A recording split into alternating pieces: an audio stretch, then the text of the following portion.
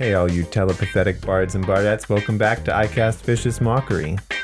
A show about prestidigitation, celestial navigation. And the Federal Bureau of Investigation. Not that one.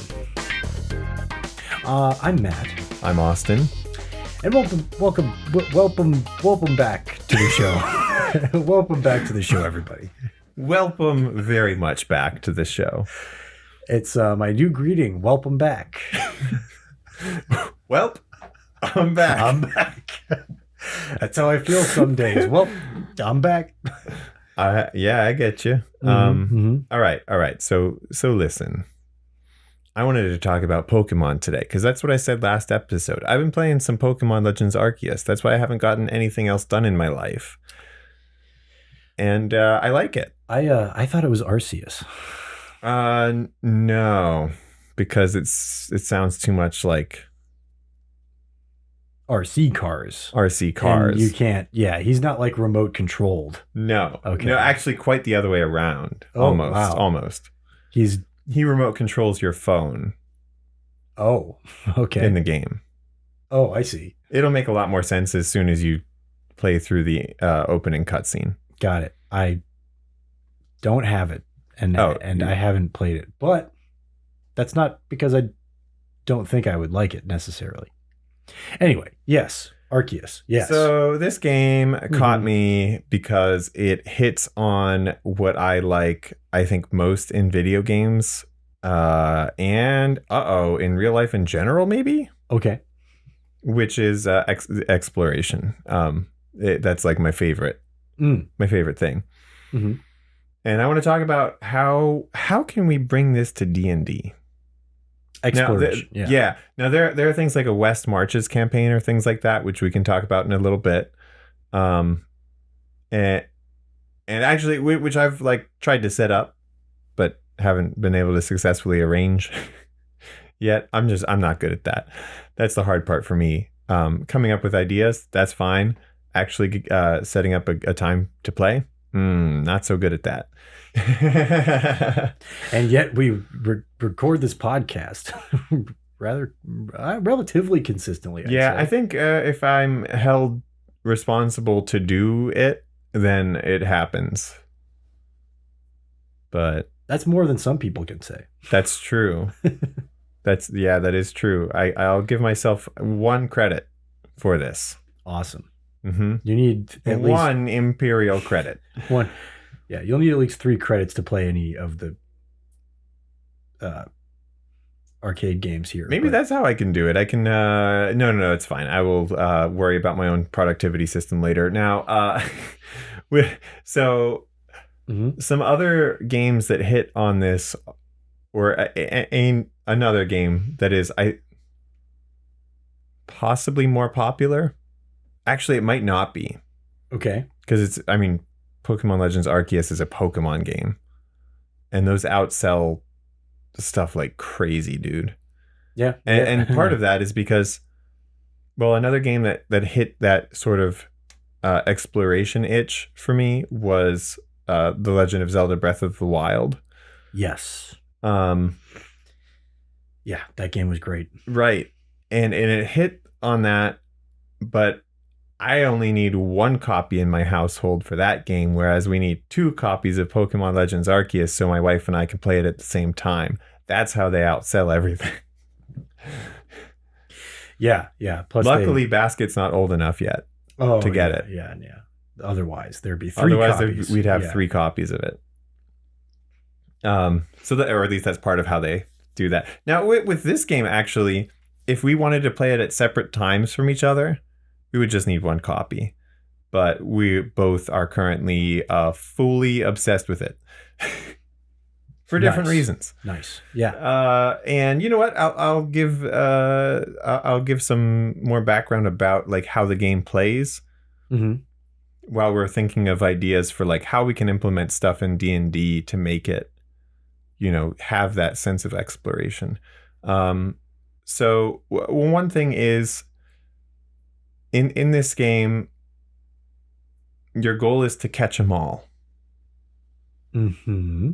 Right? Like you're trying to catch all the Pokemon. Mm-hmm. That's the goal. As with every Pokemon game before it, the actual storyline, RPG storyline of the game that you play through does not result in you catching all the Pokemon to beat the game. You do some other thing and then you get to see the credits.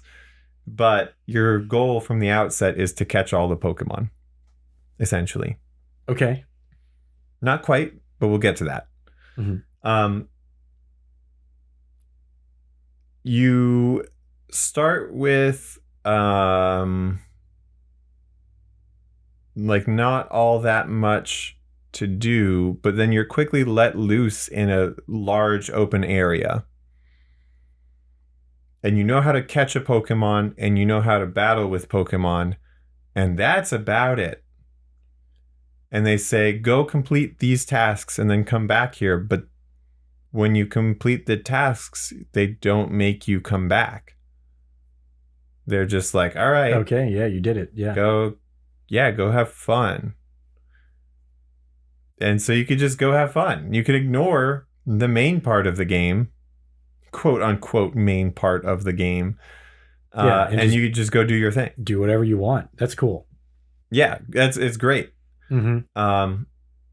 That doesn't hit the exploration itch though. Just being able to do whatever I want. That's because that's any RPG. You know, that's like Final Fantasy 15 is a game with a very linear story that does not hit the exploration itch for me at all. Mm-hmm. It doesn't make me want to play it and explore stuff because the I don't know, there's just too much ludonarrative dissonance or something. Yeah. I think that has a lot to do with it. Mm-hmm. Because there are games that I've liked that that are technically like an open world that you can go do whatever you want, mm-hmm. that I don't really feel like are explorative in any way necessarily. No. Yeah. One that comes to mind for me is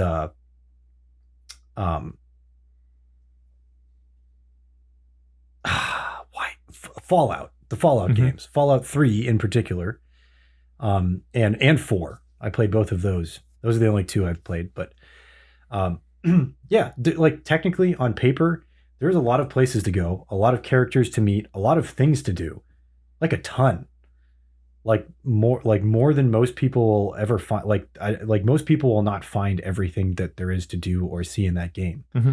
but yeah, there's some ludonarrative dissonance. There's something where what the character is supposed to be or says that they're supposed to be versus what they actually are or what you're actually doing. Yeah, there's some disconnect there. Mm-hmm. And we should define this since it's like a jargony term. Yeah. Ludonarrative dissonance means that the gameplay, like the things that you do with the controller or mouse and keyboard, have a very different tone from the story that the game is telling. Right. Like if you had a Tetris style puzzle game where, you know, it was telling a story about how you were a doctor curing people. I mean, that's Dr. Mario, mm-hmm. right? And that's technically ludonarrative dissonance in a way, because what you're doing is not a medical procedure. Right. But it's an abstraction of medical practice in some way. Medicine in some way, yeah. It's not actually related to it, but it's a stand-in for it. Mm-hmm. So that's very, very minor ludonarrative dissonance. Right. And in that instance, I think it's more like the doctor part is set dressing. Mm-hmm. It's just a way to characterize the game. Yeah.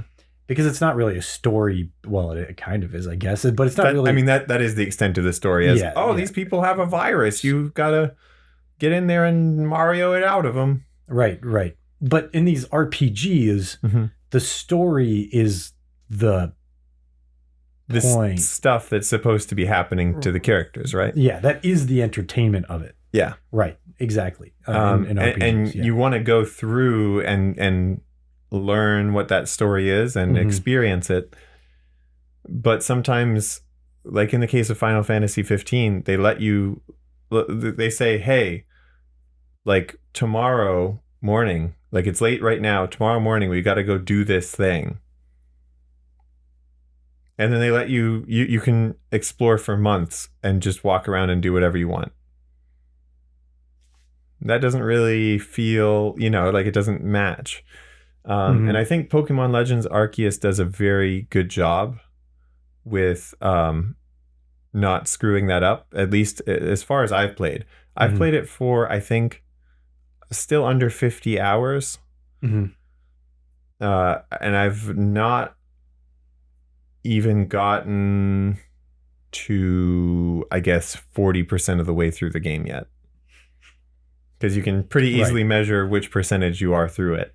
Because you unlock new open world areas.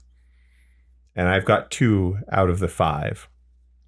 Yeah. Okay. Yeah. So yeah, So I'm at like 40-ish percent. Percent-ish. Yeah. Now, one of the things that this game does very well is that it rewards you for just doing random stuff. Like it's a world full of just a bunch of wild Pokemon, and you can just go catch them. And it's different than any previous Pokemon game where you have to like walk through the grass and then, oh, there it is. They're just standing there and you can throw a ball at them if you want. And sometimes it doesn't work and then they get mad, stuff like that. So you just kind of wander around. You can just catch random Pokemon and like get random items and stuff. And it rewards you for all of that. To the point where like there's like a ranking system that you can go through and unlock stuff as you get experience points. You level up basically your character, not just the Pokemon. And my character's already level, I guess you could say level 7 out of 10. Levels go up to 10 for the character. And I'm only that far through the game. Right. And you can actually just go...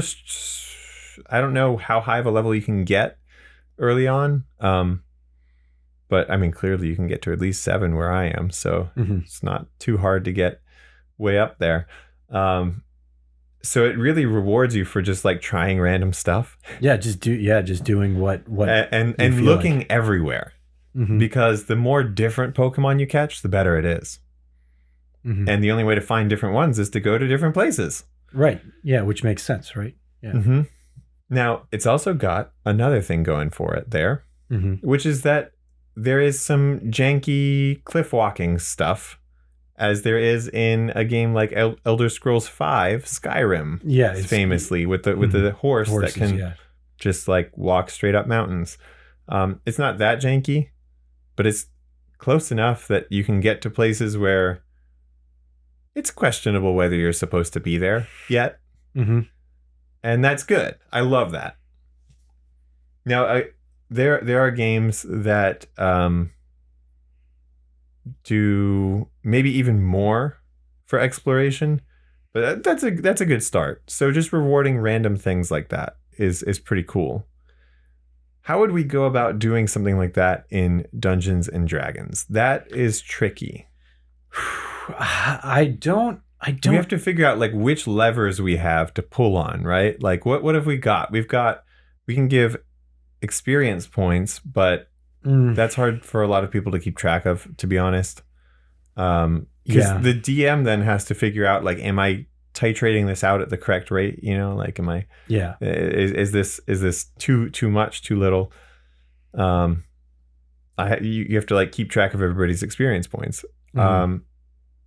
And the only real reason to use that would be if they got different amounts per character. Or if you want their levels to have very little to do with the story. Okay, I do see a way where that would be good. Think of the Breath of the Wild style story where you've got to go fight the big bad guy, and you have to, but you're not strong enough yet. So don't do it now. You might as well go get stronger. Spend a couple of extra days or whatever just trying to get whatever you need to go beat him. Don't just beeline there. In a story like that, I could see experience points being very good. Mm-hmm. That is better than milestones to me then. Right, because there is no milestone. Right. Necessarily. There's one goal, and you're just trying to get to that. And the experience points are, they're the way of getting there. And you can gather as many as you want then. Mm. You don't have if there's a set storyline to when you're going to get there, that's some heavy railroading. Yeah. Right from the beginning to the end, there's a set thing. So the experience points would make it feel more like, here are some serendipitous interactions that got us to where we needed to be to fight this thing. It feels more like life, because that's kind of how life is. Yeah. The older you get and the more you look back at your experiences, it all feels like a kind of a random jumbled mess of things, but it all got you to where you are now. Yeah. Whether that's good or bad. Yeah. Or whether you can even say if it's good or bad. Mm-hmm. But actually, it's interesting. This is an interesting topic for you to bring up, because this is exactly how I wanted to run my next campaign. Yeah. Okay. Believe it or not. I wanted to do experience-based leveling for a couple of reasons, but one of them was because I wanted you guys to be able to do whatever you wanted. Mm-hmm. And it's hard to do milestone leveling when it's hard to tell if something was important enough to or big enough to be a level. Yeah. So experience makes more sense in that instance. Mm-hmm.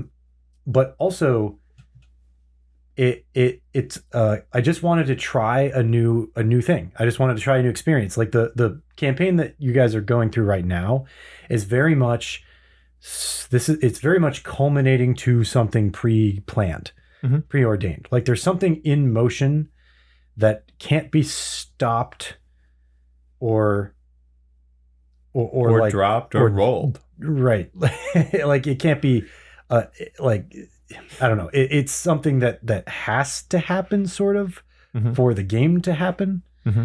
And so I'm not saying that I don't like it or anything like that. I'm excited for you guys to experience it and get to where the story is going. But also, I want everybody to get the experience of a completely different kind of game where it truly is like you can kind of just do whatever you want. And like there are options of things to do. But you guys can kind of explore whatever areas you would like. Mm-hmm. And I think that because again, I haven't played Arceus, so I don't know that game very well. But one game that we both know really well is Breath of the Wild, and it's like seamless. There's like pretty much no ludonarrative dissonance for exactly the reason you just said. Mm-hmm. There's a big, scary monster that needs to be beaten, and you're not ready. Right. You are not ready to do it yet. And you woke up late. Yeah, you woke up late, 100 years too late. Yep. So the game literally tells you out of the gate, like you forgot your pants. You forgot. Yeah. You were naked. You were in the bathtub too long. The hot water put you to sleep. 100 years later, you wake up. He's here already? Oh, no. I'm not even dressed yet. Ganon. It's Ganon? He's here? All right. You're not ready. That's the theme of the story. And like it's the game tells you decide when you're ready. You can go fight him anytime. Mm-hmm. You could go fight him right away even. You can see exactly where he is. Mm-hmm. But nobody wants to, or like I didn't want to. When I started the game, I had so much fun just going to do whatever. But it's because, again, I'm probably just reiterating everything that you've just said already, but everything you do is important in some way. Right. Or it rewards you in some way. Right. Yeah. Like the environment itself shows you something and then you're curious about it. You go check it out and it's always worth it. Mm-hmm. It always feels worth it that you did that thing. Yeah. because you found something cool, you did something, you got something for it. Mm-hmm. So the way I think you can do that in D&D a very similar way. I don't think experience points can really be a reward in themselves. No.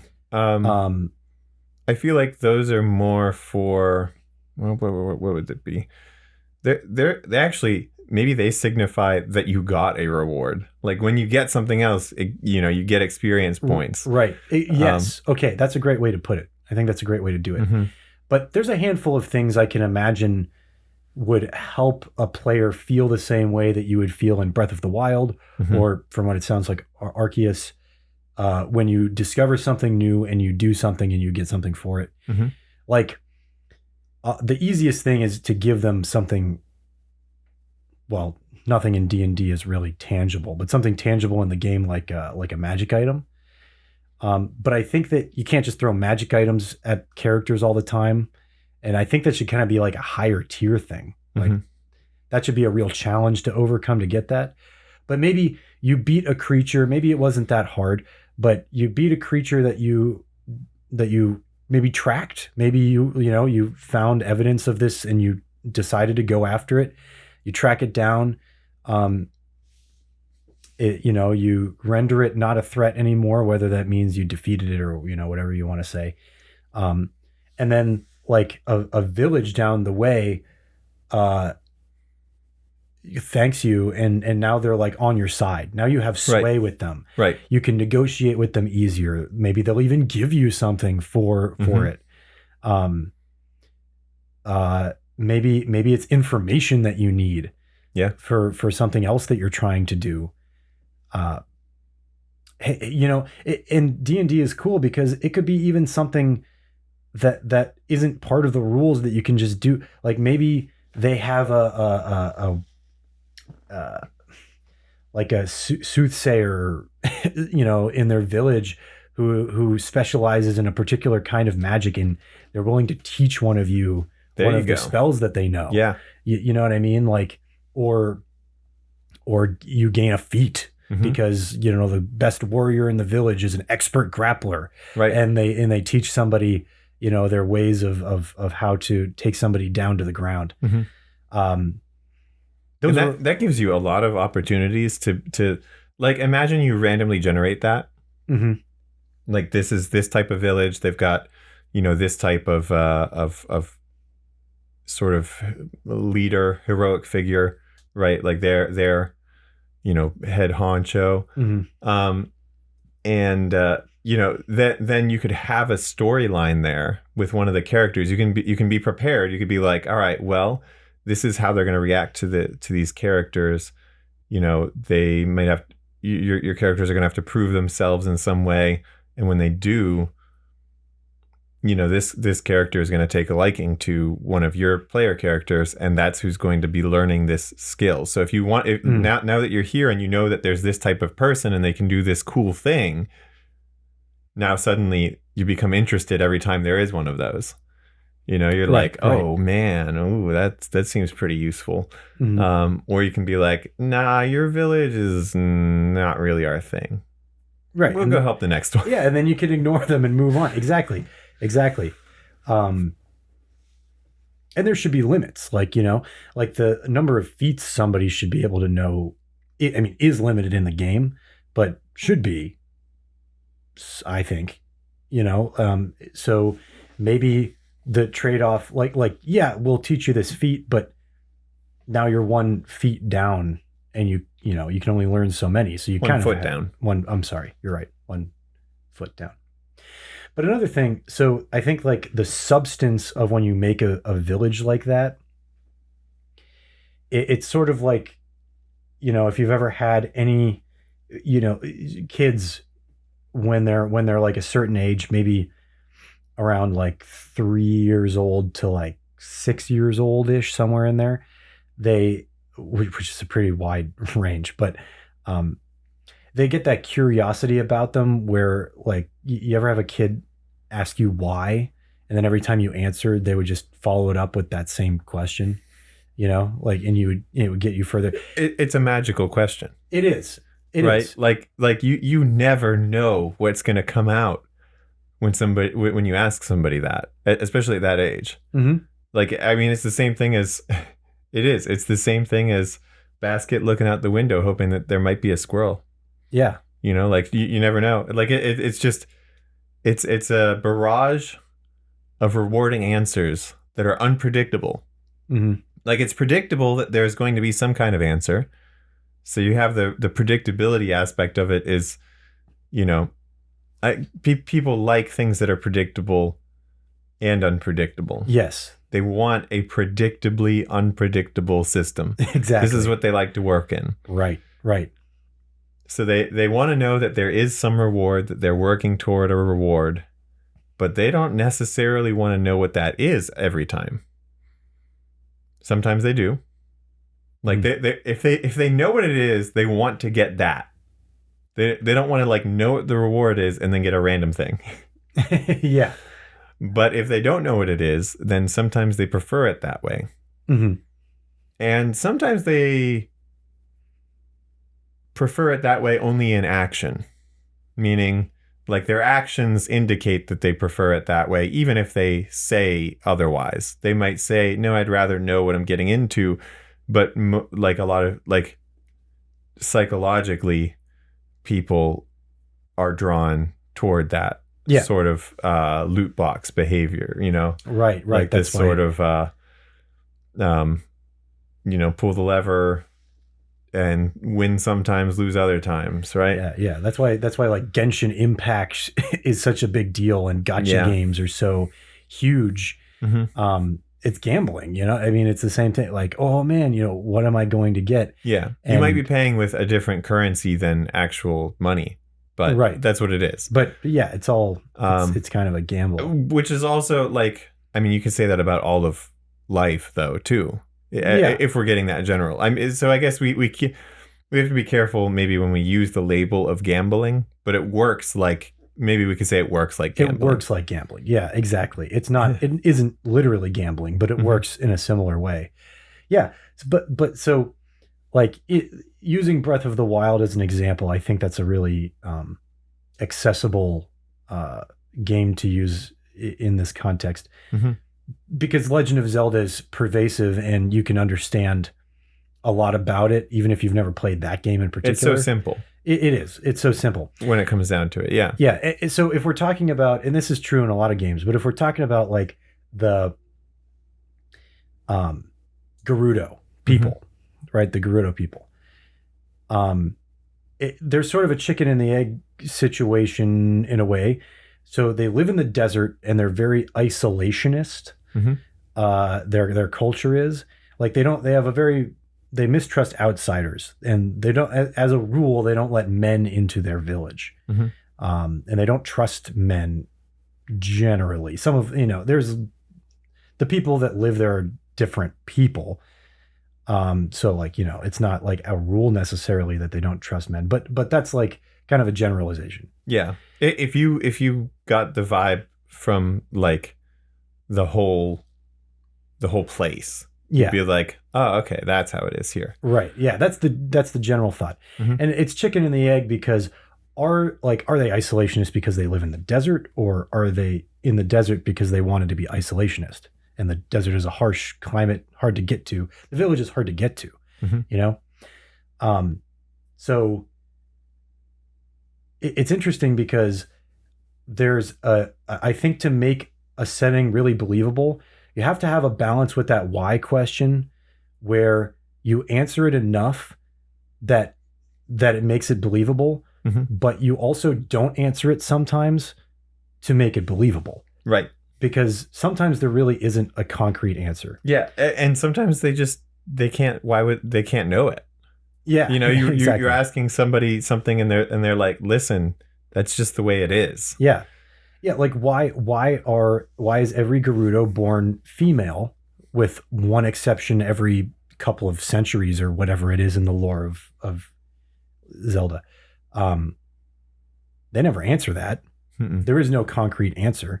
And there doesn't have to be. In fact, if there was, it would kind of make it seem convoluted and weird. Like that, that already is the answer, right? Like right. You're asking like, hey, where's all the dudes? And they're like, we just don't do that. Yeah, we don't. Here. Yeah, they're not born here. Yeah, exactly. No guys. Right. And you're like, why? And they're like, well, there is one actually, but it's every 1,000 years. Yeah. And then you're like, why? And they're like, what do you mean why? Yeah.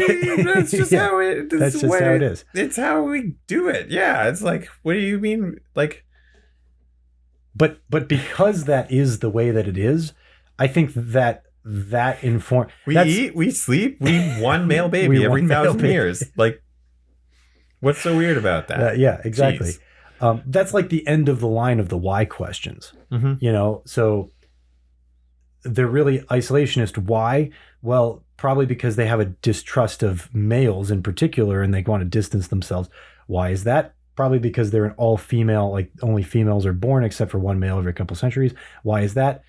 Doesn't matter. That just is how it is. You know what I mean? So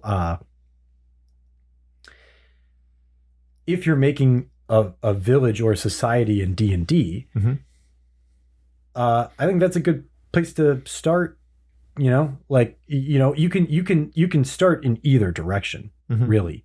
But I think sometimes it's easier to start with the end of it. I think for the Gerudo example, mm-hmm. I feel like they started in the middle.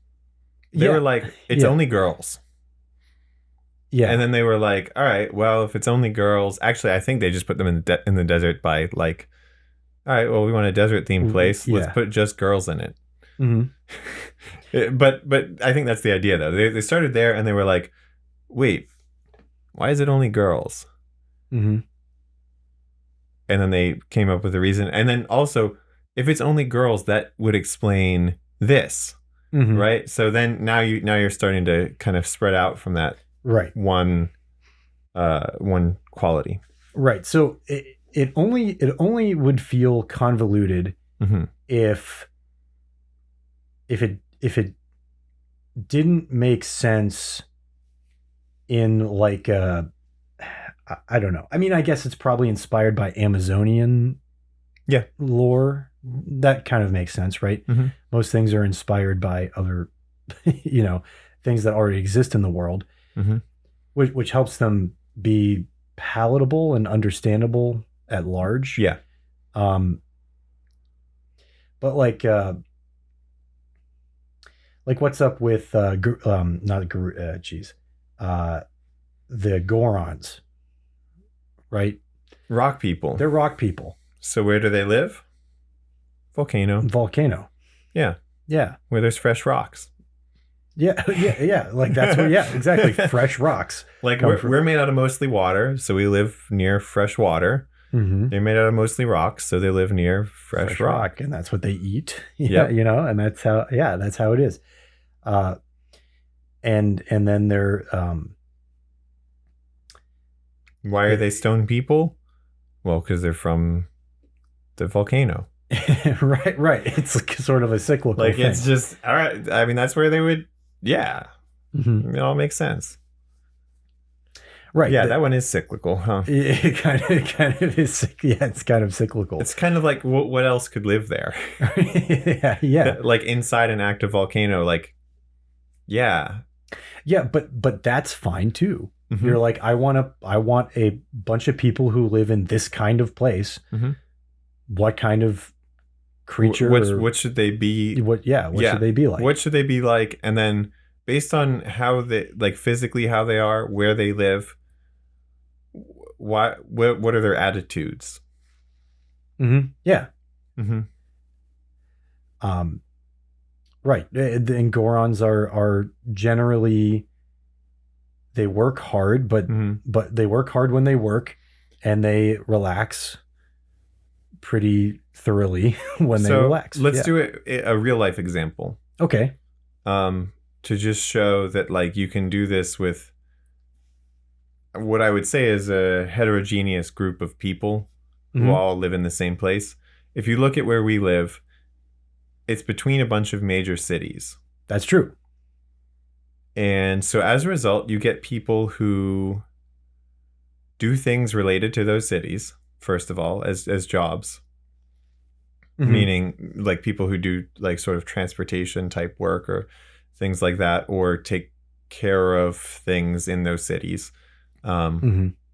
Like a lot of nurses and doctors who, are taking people who want cheaper medical costs here, or that sort of thing. And then otherwise, if like they need a specialist, they get shipped back out to the larger cities. But there are people in the surrounding area around here that get shipped into here. If they can't quite reach the bigger cities, maybe. But then you take a look at like what kind of people live here, and it's a mix from all the different cities nearby. Right. Yeah. If you look at the football followings, you'll find a pretty good mix of people who are fans from the major football teams from all three cities that are right by it. All of these cities are within 2 hours. All of the nearest cities, and then even some regional sort of things, right? Even some in the greater region. Right, exactly.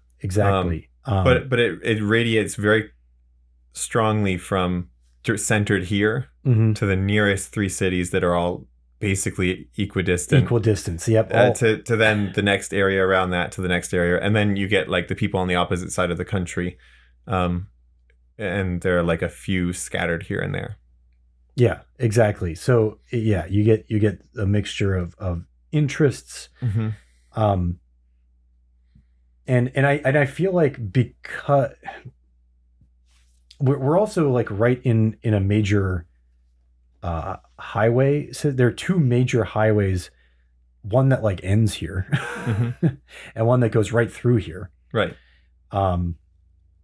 So there's a lot. Yeah. So there's a lot of people traveling through this city for that purpose as well. And honestly, not a lot stopping here. Yeah. Not a lot of them stop here. So, yeah, problems include things with roads. Right. That's what there are going to be issues there. But the other thing is, if you look at the attitudes of the people, I think it's shaped a lot by the weather. Yes, the weather is a big factor. And it's totally unpredictable. Right. I mean, not actually. Like, it's predictable within a couple days sometimes, Sometimes, yeah. Sometimes. Sometimes. Occasionally we get real tripped up. Yeah. Like our meteorologists do what they can, but they can't control the weather. Yeah, they're not miracle workers. They just use the data and try to figure out what it's going to do. And I think that affects the attitude of the people here in that they like to complain about the weather a lot. Oh my gosh. Yeah, it's kind of like a joke in the greater world, I think, that like, talking about the weather is the most boring thing you could do. But everybody here talks about the weather. A lot, all the time. And legitimate... specifically, it's complaining about it. And right. I do it too. Like, I do it too. That's my primary reason for not even wanting to live here necessarily. Right. Like I want to try living somewhere else so I can see if that actually makes that big of a difference. I do too. I want to try living somewhere else because I'm sick of the weather here. Right. And there are places that are known for being so tough because of their weather. Yeah. Right. Like if you look at Norway, people are like, they're so tough because the winter there is 10 months long. And there are constantly 8 feet of snow on the ground, and they just live right through that. Yeah. But it is. I think the difference is that it's predictable. You're right, and I think that's what gets people here is that today it's warm and sunny. Relatively. And yesterday the wind chill was 0 degrees Fahrenheit. Yeah. Yeah. Right. Exactly. We've gotten all 4 seasons in the past week. Yes. Yeah. And you never know. That's the thing that's crazy about it. You never know. I think it's supposed to be 50 degrees in the next couple of days. Yeah, but also 20. Yeah, exactly. And there are some days where the high temperature is 50 and somewhere it's 20. Right. And it's, that's just how it goes. And we get probably about 3 solid blizzards every year that drop a foot of snow or more. Like within a couple hours. Right. It's just like you went to bed and then you get up in the morning and your car is buried. Is completely. There was nothing you could do. Like you can't even find it. Yeah, exactly. And I think it's that sort of like if it was predictable and every day you had to go out and methodically, sweep off your car.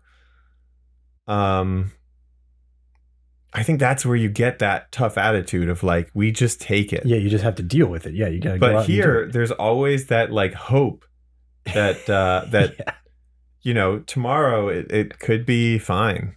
Yeah. I might not have to sweep off my car tonight. I see the snow piling up, but it could be warm enough in the morning that it's all melted. And then so people don't deal with it maybe in the same way. And then at the last minute, then they suddenly have to deal with it.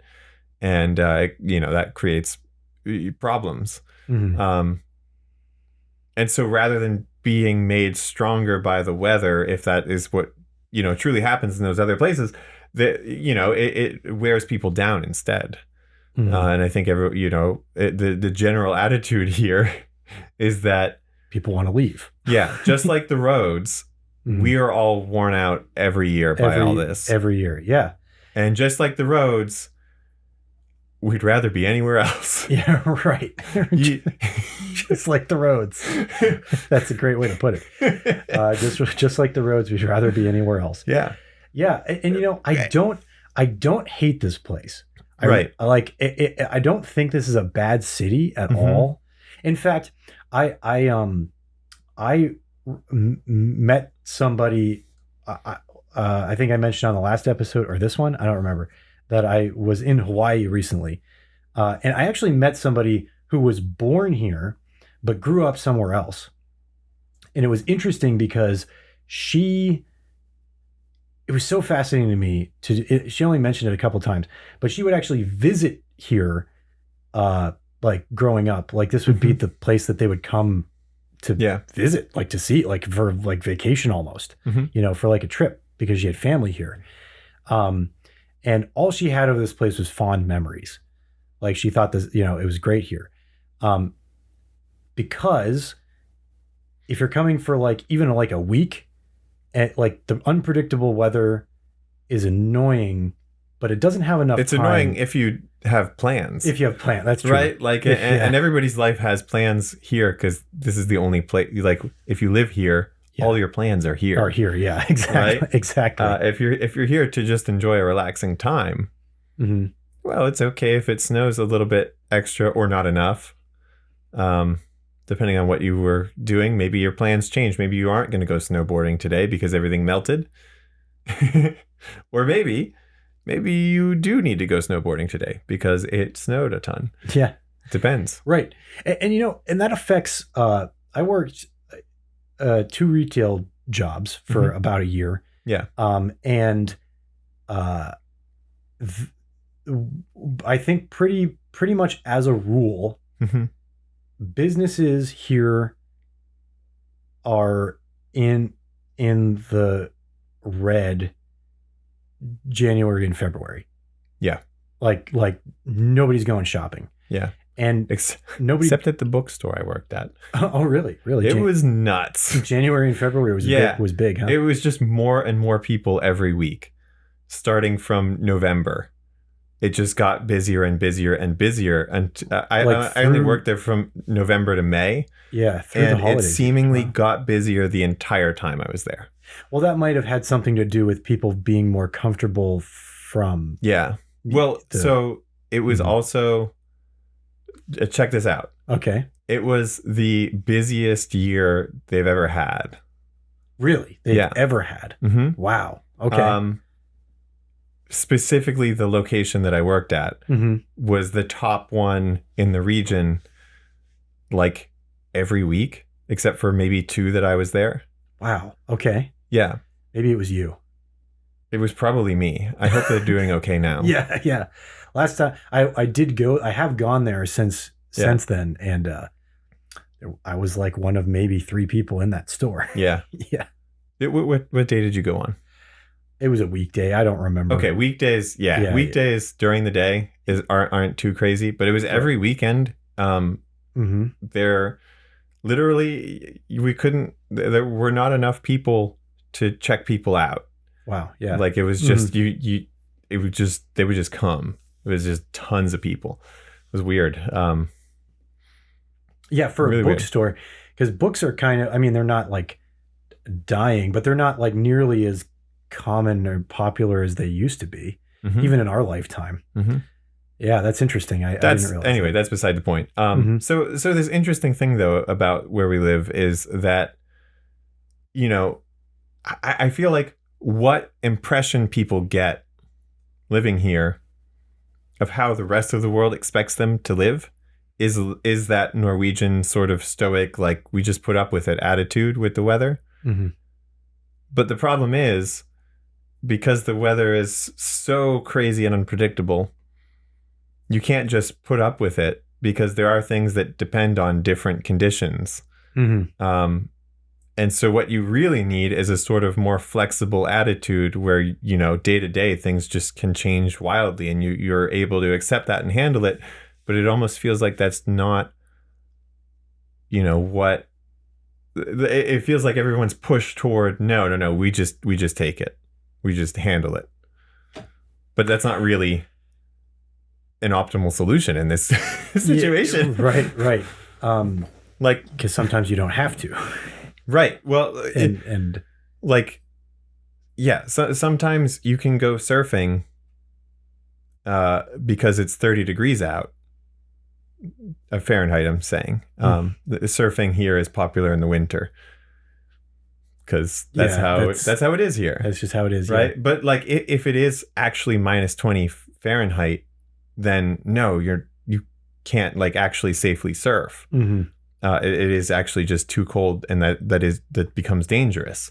So you're waiting for those days when it lines up and you can actually go do that.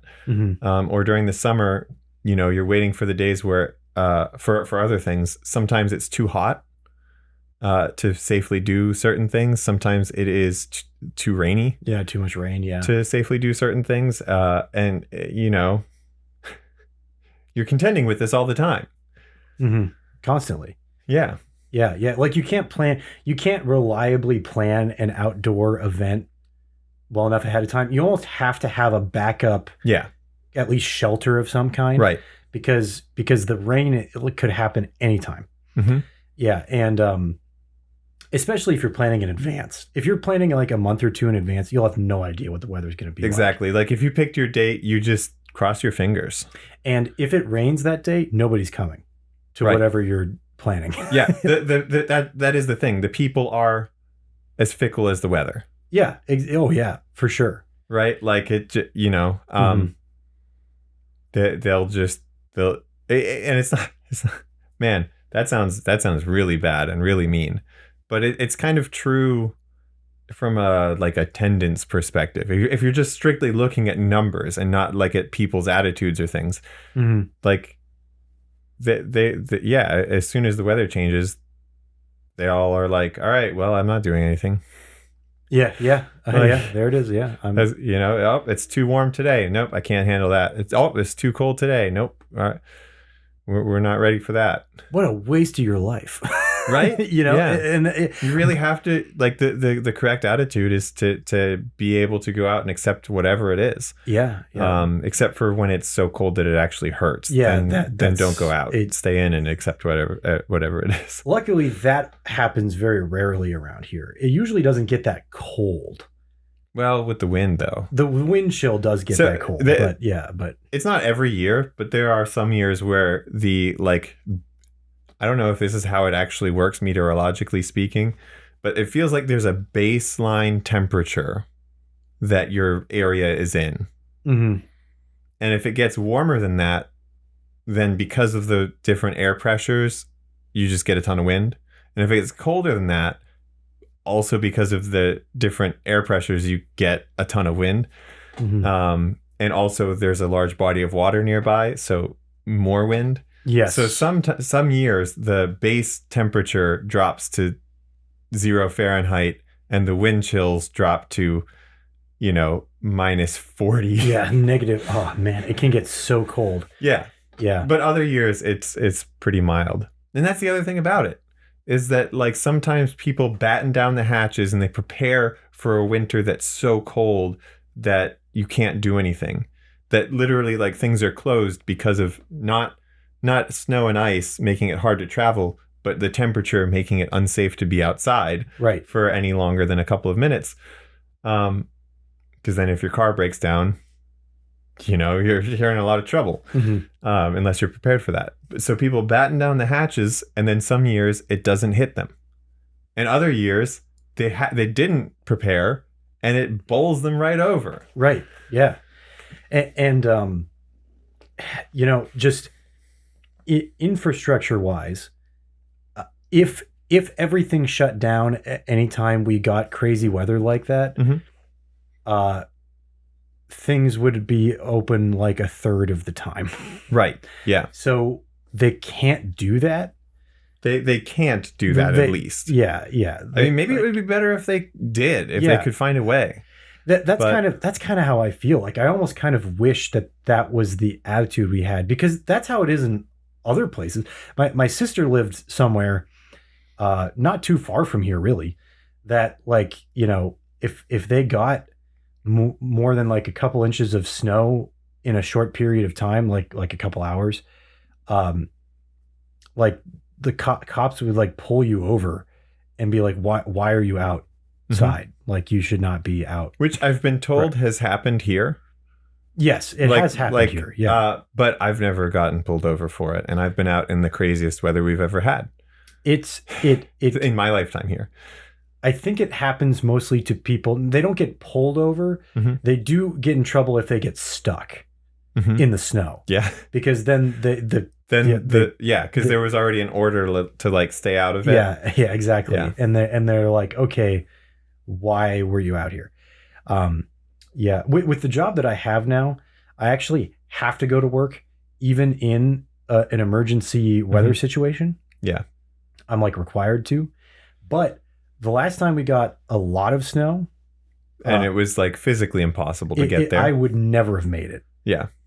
Even if I had a bigger vehicle that was better in the snow, I don't think I would have ever made it. No.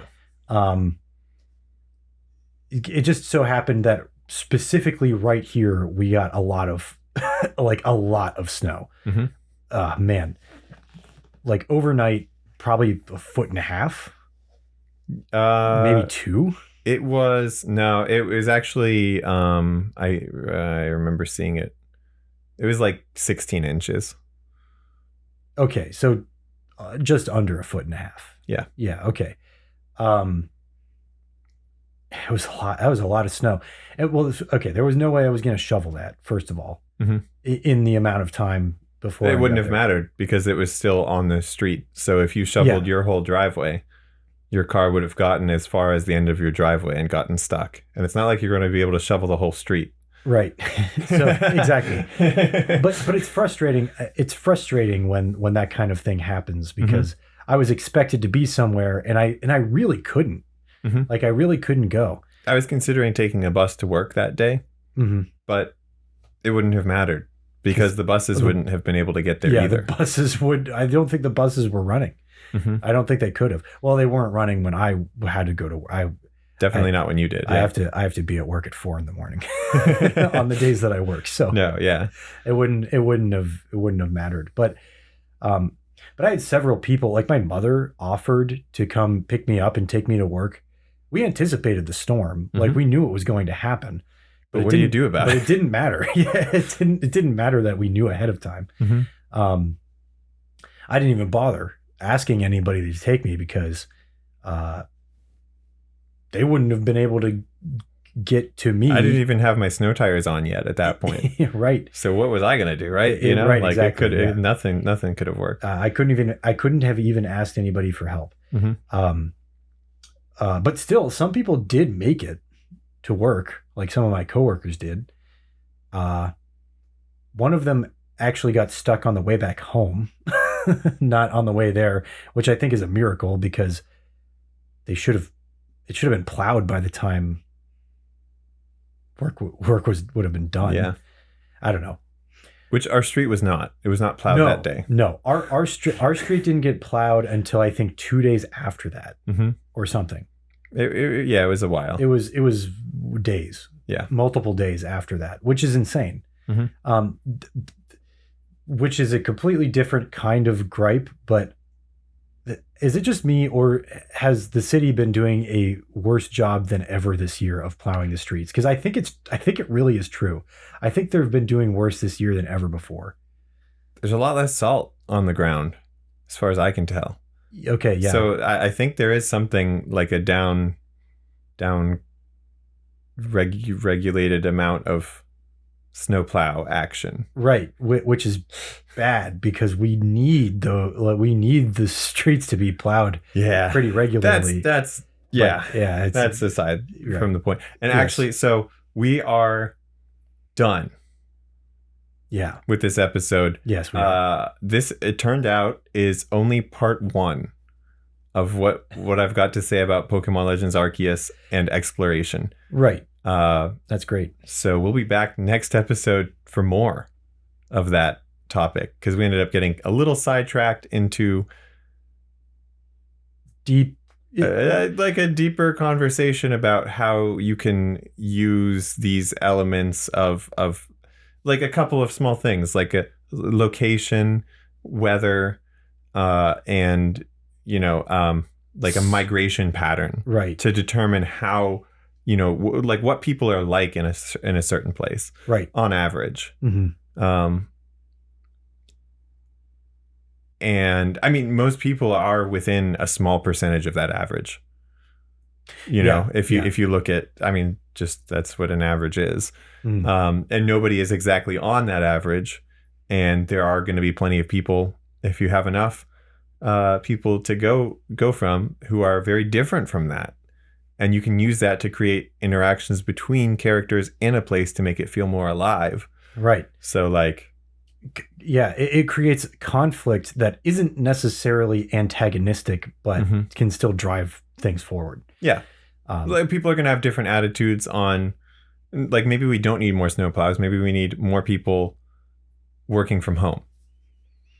Yeah, maybe. Because, like, I don't want to go out in the cold. But we still have some people who, like you, need to get to work. Like it's a legal thing almost. Yeah, it is. Yeah. So, like, we have to somehow keep that infrastructure, or else, we're stranding people. Right? Yeah. So, yeah. And I think I can expound on this a little bit more, but we'll do that next time. Yeah. Too. Well, there might even be more than 2 parts to this. We'll see. Yeah, we'll see how this goes. But you've brought up a very fruitful topic, I think. There's a lot to talk about here. All right. Yep. We'll see you around. Yep. Next time.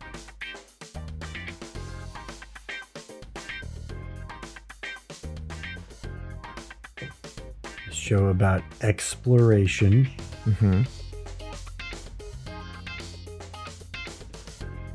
Acclimatization. And most of all, respiration.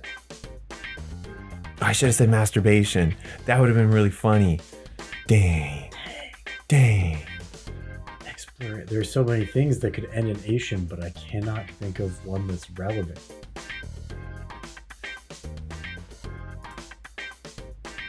Oh, come over here. Condemnation.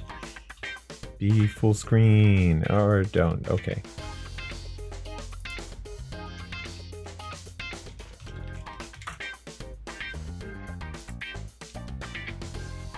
It's the rhyme. This does not look like a legit site. Nope, it sure doesn't.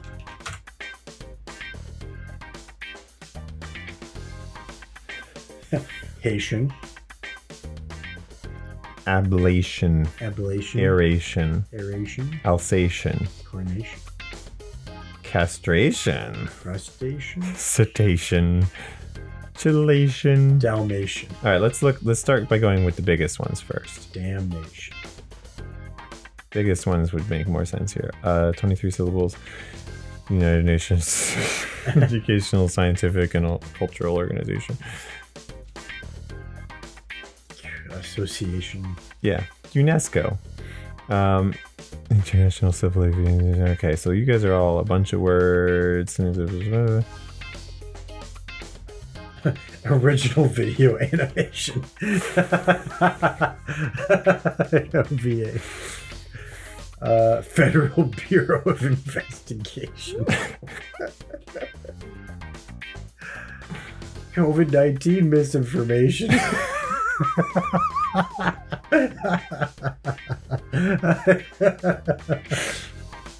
Oh man, I like I like that one's gonna be mine. Yeah, Federal Bureau of Investigation. Yeah. Let me practice saying it a few times in my head, but I'll keep scrolling up. Savings and loan. Simulacra and simulation. Jesus. Mycenaean civilization. Coefficient of correlation. Deinstitutionalization. Female genital mutilation. Oh, ew. Oh, God, no. Thanks. Yeah. I don't like that. No. Asian Football Confederation? Vocational education. Anabaptist denomination. Sony Pictures Animation.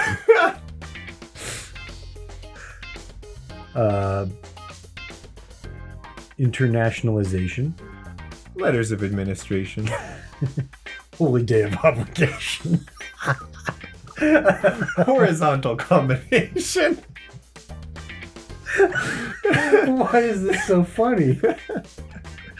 Character assassination. Department of Transportation. Artificial respiration. Dematerialization. Badminton World Federation.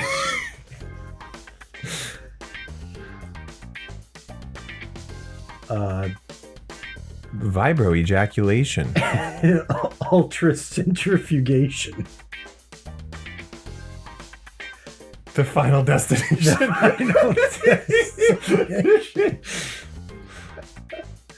Oh man, the Reagan administration. Right of first publication, yeah. Pseudo hallucination. Okay, there we go. Positive correlation. Physical education. Oversimplification. North American nation. Overutilization. Overqualification. Yeah. Oh, overanalyzate. Nope, that doesn't work. Miniaturization. Miniature. Yeah, you know the one. Overanalyzation. Is that one? Is that a word? Overanalyzation? Yeah, it is now. Yeah. That one's. What about financial obligation? No, nobody wants to talk about that.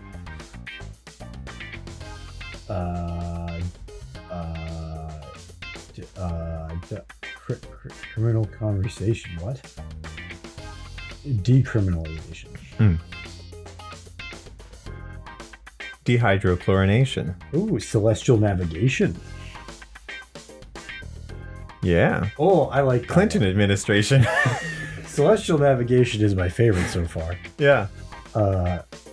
Acid precipitation. Vacuum aspiration. Workman's compensation.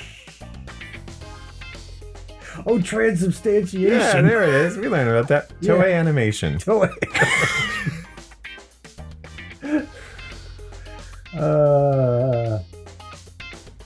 Standard deviation. Super impregnation. Whoa.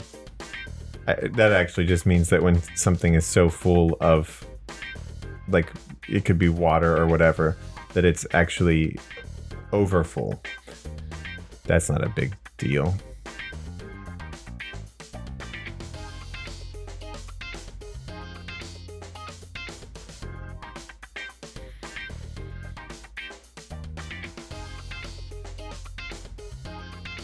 Private corporation. Prestidigitation. Predetermination. Prestidigitation. Polymerization.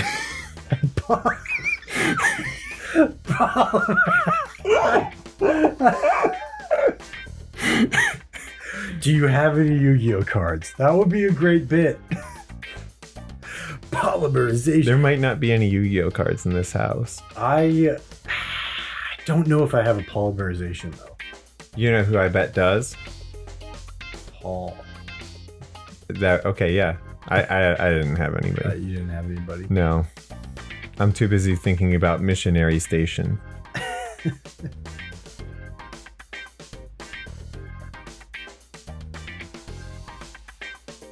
McDonald'sization. McDonald'sization. Insubordination. There are a lot more of these than I would have ever expected. Yeah, we're not even halfway up. Oh my god. And these are just the ones that are too long to use in conversation.